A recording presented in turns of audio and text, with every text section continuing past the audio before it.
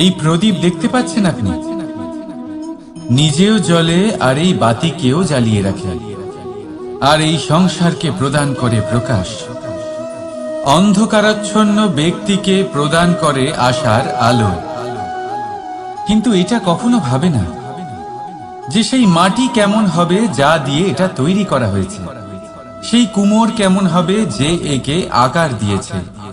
ভাবে না যে একে কিনেছে তার বাড়ি কেমন হবে, তা কতটা সুসজ্জিত। কিচ্ছু নয়, শুধু এই বিষয় তৈরি করুন, রাধা রাধা।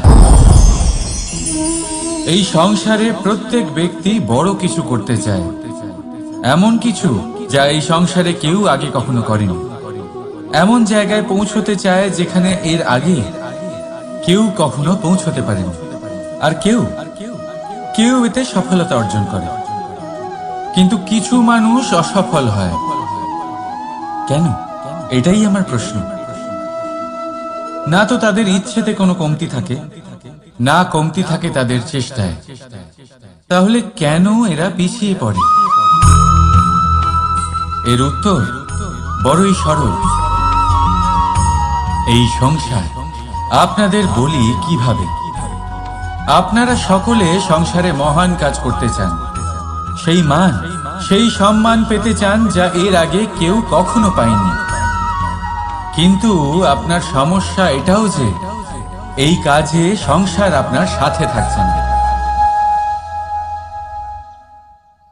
বড়ই অদ্ভুত ব্যাপার। দেখুন, ভুলে যান গোটা সংসারকে, জীবনে একা একা এগিয়ে চলে।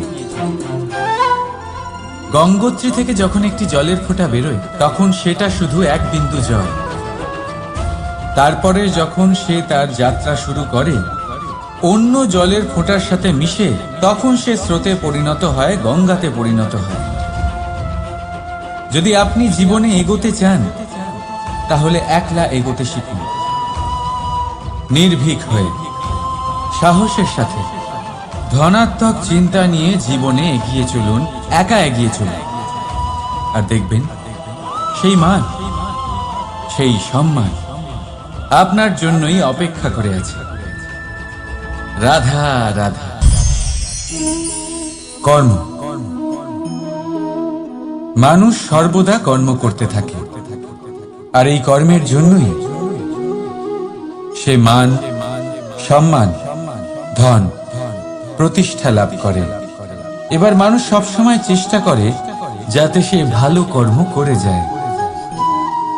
তাহলে আপনাকে বলি, শুধু ভালো কর্ম করাই আবশ্যক নয়, তার থেকে বেশি জরুরি হলো এই খারাপ কর্মকে বোঝা আর তার থেকে দূরে থাকা।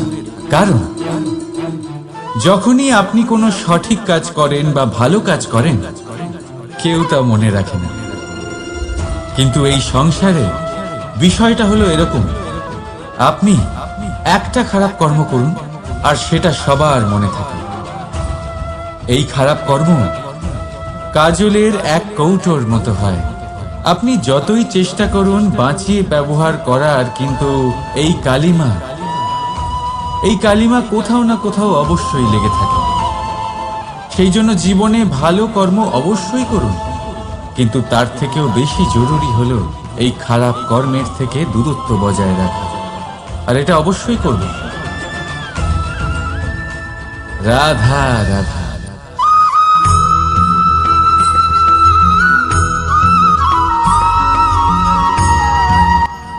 আজ আমি আপনাকে এমন এক গল্প শোনাবো যা আমার নন্দ বাবা আমাকে শুনিয়েছিলেন যখন আমি ছোট ছিলাম। কাহিনী একজন সাধু আর একজন বিছের। একবার এক সাধু নদীর পাড়ে স্নান করছিলেন। উনি দেখলেন যে জলের প্রবাহে একটা বিছে ভেসে যাচ্ছে। তার প্রাণ বাঁচানোর জন্য উনি তাকে তুলে নদীর পাড়ে রাখার চেষ্টা করলেন, কিন্তু যেই সেই বিছেকে উনি হাতে তুললেন, সেই বিছে ওনাকে কামড়ে দিল। সাধু আবার চেষ্টা করলেন, সেই বিছেকে হাতে নেওয়াতে সে আবার তাকে কামড়ে দিল। আরো একবার চেষ্টা করাতে ওনার শিষ্য ওনাকে জিজ্ঞেস করল, এ আপনি কি করছেন গুরুদেব? এসব কি হচ্ছে? আপনি তারই প্রাণ বাঁচানোর চেষ্টা করছেন যে আপনাকে কামড়ে দিচ্ছে। গুরুদেব উত্তর দিলেন যে ও বিছে হয়েই নিজের কর্ম করছে, নিজের প্রবৃত্তি, নিজের ব্যবহার বদলাচ্ছে না, তাহলে আমি সাধু হয়ে তা কেন বদলাবো?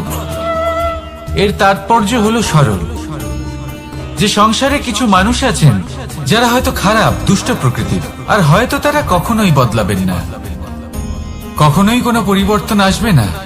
কিন্তু তার মানে এই নয় যে আমরা আমাদের কর্ম করা ছেড়ে দিই, আমরা আমাদের প্রচেষ্টা ছেড়ে দেব।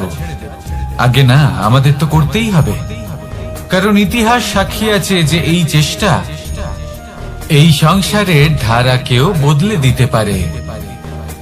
তাহলে আপনিও আসুন আর আমার সাথে ভালোবেসে বলুন, রাধা রাধা।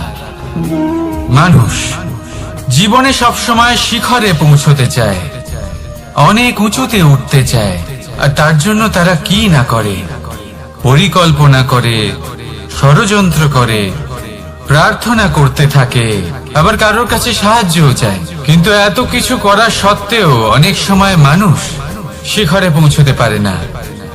যদি পৌঁছেও যায় তাও খুব তাড়াতাড়ি নিচে নেমে আসে। এর কারণ কি? একটা উদাহরণ দিয়ে বোঝানো যাক। এই হলো ময়ূর পেখম, আর এই হলো পাথর। যদি এই পেখমকে হাওয়ায় ছুঁড়ে দিই তবে ও উড়তে থাকে, কিন্তু এই পাথর অতি শীঘ্রই মাটিতে নেমে আসে। এর কারণ কি? ভার। এই পাথর হলো ভারী, আর এই শিক্ষাই আমাদের গ্রহণ করতে হবে। ঠিক এইভাবেই যদি আমাদের মন দ্বন্দ্ব আর অহংকার দ্বারা পরিপূর্ণ হয়ে থাকে, তাহলে তা কখনোই শিখরে পৌঁছবে না। পৌঁছে গেলেও খুব শীঘ্রই মাটিতে নেমে আসবে। তাই এই মনকে হালকা করতে শিখুন, অহংকারকে, এই হিংসাকে ত্যাগ করুন। তারপর উঁচুতে উড়ে তো দেখুন কত উঁচুতে উড়তে পারবেন আপনি। আসুন আমার সাথে ভালোবেসে বলুন, রাধা রাধা। মানুষ এক অত্যন্ত বিচিত্র প্রাণী। পরিকল্পনা করে, ষড়যন্ত্র করে, প্রচেষ্টা করে, কাউকে পরাজিত করার চেষ্টাও করে। সাপকে একটা দড়ি মনে করে হাতে চেপে ধরার চেষ্টা করে, কিন্তু একটা কথা বুঝতেই পারে না, সময়ের এই সাপ, এটা হাতে চেপে ধরাই যায় না। আর আপনি যা করবেন তা আবার ফিরে আসবে আপনারই সামনে। দেখুন, এতে কিছুই যায় আসে না যে আপনি কুম্ভকারের পুত্র নাকি কৃষ্ণের পুত্র। যদি আপনি অনুচিত কর্ম করেন তাহলে আপনার সাথেও অনুচিতই হবে। অশুভ কর্ম করলে আপনার সাথেও অশুভই হবে। কুরু বংশ অত্যন্ত মহান বংশ ছিল। এই কুরু বংশ কি হলো তার সাথে? একটা গোটা বংশ বয়ে গেল, কারণ ওনাদের উদ্দেশ্য অশুভ ছিল। অন্যদিকে 5 জন বনবাসী পাণ্ডব মহাভারত বিজয়ী হলেন, কারণ তাদের উদ্দেশ্য শুভ ছিল। তাই মনে রাখবেন, শুভ অগ্নি প্রজ্বলিত করবেন, শুভ তাপ সঞ্চার হবে। অশুভ অগ্নি প্রজ্বলিত করবেন, নরকেই জ্বলতে হবে। তাহলে আসুন আর আমার সাথে ভালোবেসে বলুন, রাধা রাধা। মানুষ জীবনে সবসময় সুখ পেতে চান, কিন্তু এই সুখ, এটা আসলে কি? এই সুখের আসল রূপ কি?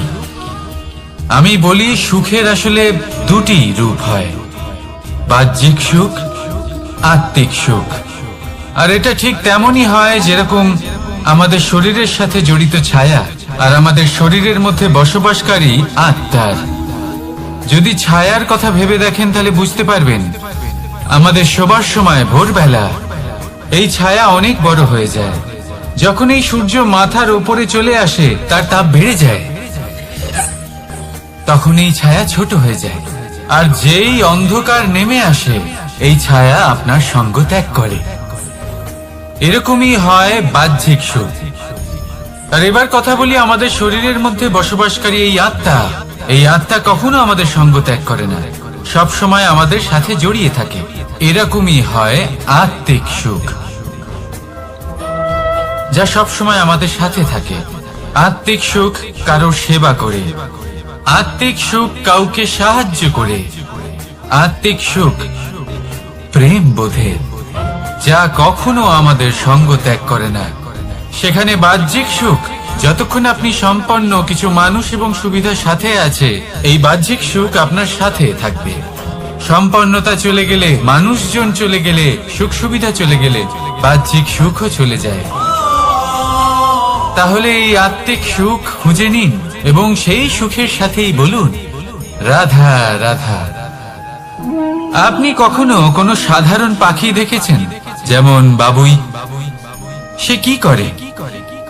সে কোনো গাছের ডালে নিজের বাসা বানায়। এবার সেইখানে বাসা বানানো সহজ ব্যাপার, কারণ সামগ্রী আশেপাশেই পাওয়া যায়। কিন্তু সমস্যা হলো আক্রমণ। কোনো সাপ বা অন্য কোনো পশু ওর বাসাতে ওর সন্তানদের উপর না আক্রমণ করে বসে, এই ভয়ে তার সব সময় থাকে। আর এটা সব থেকে কঠিন ব্যাপার এদের জন্য, নিজের বাসায় নিজের সন্তানদের সুরক্ষা। আর বাজ পাখি, যদি আমরা বাজের কথা বলি তাহলে তারা কি করে? বাজ পাখি কোনো উঁচু পাহাড়ের শিখরে, কোনো পাথরের খাঁজে নিজের বাসা তৈরি করে। এবার ওখানে বাসা বানানো একেবারেই সহজ ব্যাপার নয়, কারণ সামগ্রী আশেপাশে পাওয়া যায় না, দূর থেকে নিয়ে আসতে হয়। কিন্তু সেইখানে আক্রমণের ভয়ও কখনোই থাকে না। এইভাবে উচিত রূপে ও নিজের বাসা রক্ষা করতে পারে, নিজের সন্তানদের রক্ষা করতে পারে। এর সারমর্ম হলো এটাই, যদি সমস্যা বড় হয় তাহলে সমাধানও উচ্চমানের হওয়া উচিত। একটা বাজ পাখির মতো ভাবা আরম্ভ করে দিন। জীবনে যে কোনো সমস্যা ছোট মনে হবে। রাধা রাধা। জীবনে এমন কিছু কাজ রয়েছে যা আপনাকে একাই করতে হয়, আর এমন কিছু কাজ রয়েছে যা আপনাকে একসাথে মিলে করতে হয়, একজোট হয়ে, সঙ্গবদ্ধ হয়ে। এবার সঙ্গবদ্ধ বলতে কি বোঝাতে চাইছি? আমি তাদের কথা বলছি না যারা বাস্তবিকভাবে একে অপরের সাথে কাজ করেন। আমি তাদের কথা বলছি যারা একে অপরের থেকে দূরে থেকেও একে অপরকে বিশ্বাস করেন। আমি আগেও বলেছিলাম, সমস্ত বিশ্বের আশা বিশ্বাসেই বসবাস করে, তাই না? তাই যেখানে সমস্ত বিশ্ব আছে, সমস্ত সংসার আছে, সেইখানেই বিশ্বাস রয়েছে। তাই আপনার আশেপাশে এমন দল সঙ্গবদ্ধ করুন যাদের আপনার উপর বিশ্বাস আছে আর যাদেরকে আপনি বিশ্বাস করতে পারেন। তাহলে আসুন আর আমার সাথে ভালোবেসে বলুন, রাধা রাধা। আমরা যে মানুষকে চাই, যাকে আমরা ভালোবাসি, তাকে একটা উপহার অবশ্যই দিতে চাই। এমন এক উপহার যা ওনার ভালো লাগবে, যা শ্রেষ্ঠ হবে, অতি প্রিয় হবে, বহুমূল্য হবে, বা বলতে পারেন মূল্যবান হবে। তাই আমরা কি করি? আমরা বাজারে যাই, তার জন্য স্বর্ণ, আভূষণ, হিরে, মুক্ত এইসব নিয়ে আসি। কিন্তু এটাই কি সর্বশ্রেষ্ঠ উপহার? কখনোই না।